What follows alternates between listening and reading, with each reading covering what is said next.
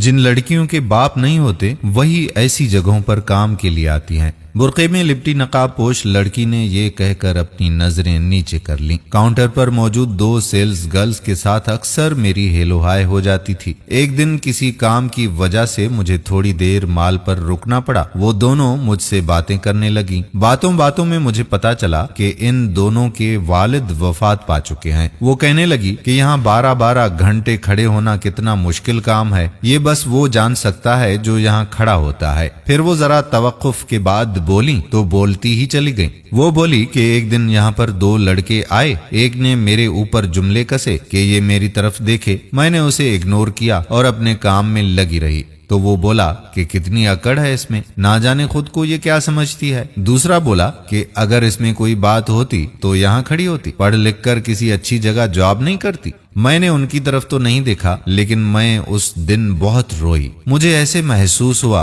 जैसे किसी ने मेरे कंधों पर मनो बोझ डाल दिया हो। उस दिन मुझे एहसास हुआ कि मैं कितनी गलत जगह खड़ी हूँ। लोग समझते हैं कि ये आवारा लड़कियां हैं, लेकिन इन्हें क्या खबर कि हम किस मजबूरी में यहाँ खड़ी होती हैं। दोनों लड़कियां एफए पास थीं। दोनों प्राइवेट बीए के इम्तिहान में भी तैयारी कर रही थीं और अपने घरों से घर के इखराजात पूरा करने के लिए निकली थीं। बेचारगी और बेबसी उनकी आंखों से जाहिर हो रही थी। एक लड़की का लहजा ढीला पड़ गया। उसकी आंखों में आंसू चमकने लगे, मगर घर का सरबराह चूंकि मजबूत होता है, इसलिए उसने अपने आंसू हल्क में उतार लिए। दूसरी कहने लगी, देखो रोना मत, अगर तुम रोई तो मैं तुमसे नाराज हो जाऊंगी। ये 18-19 साल की लड़कियां एक दूसरे को दिलासा दे रही थीं और एक दूसरे की हिम्मत बंधा रही थीं। मैं सोचने लगा कि जिन लड़कों को माँ की गोद से शराफत ना मिली हो तो शायद वही ये बच्चे होते हैं जो कि बड़े होकर खवातीन पर जुमले कसते रहते हैं। इज्जतदार घरों के लड़के भी हयादार होते हैं। शरीफ माएं शरीफ बच्चे ही जन्म देती हैं। बच्चे तो जानवर भी पैदा करते हैं, मगर असल बात तरबियत की होती है। जानवर नुमा बच्चे पैदा करने से बेहतर ये है कि इंसान ऐसे बच्चों को जन्म ही ना दे जो किसी की इज्जत और किसी के वकार को अपने पैरों तले रूंद कर चले जाएं। दोस्तों, ऐसी लड़कियां आपको कहीं भी नजर आ जाएं तो आप उनसे ऐसा नारवा सलूक ना रखें,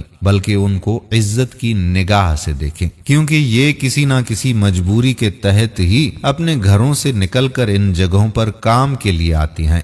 और फिर आप भी बहन बेटियों वाले हैं तो जरा सोचिए कि आपके मर जाने के बाद उनका क्या हाल होगा। अल्लाह ताला हम सब की इज्जतें महफूज रखे और हमारी बेटियों के नसीब अच्छे फरमाए। आमीन सुम्मा आमीन या रब्बल आलमीन। दोस्तों, हम उम्मीद करते हैं कि हमारी आज की वीडियो भी आपको जरूर पसंद आई होगी और अपने दोस्तों अहबाब के साथ इसे शेयर भी जरूर करेंगे। आने वाली वीडियो तक आपका अपना मेजबान कादिर बख्श कल्होड़ो आपसे इजाजत चाहता है। अपनी दुआओं में याद रखिएगा। अल्लाह हाफिज।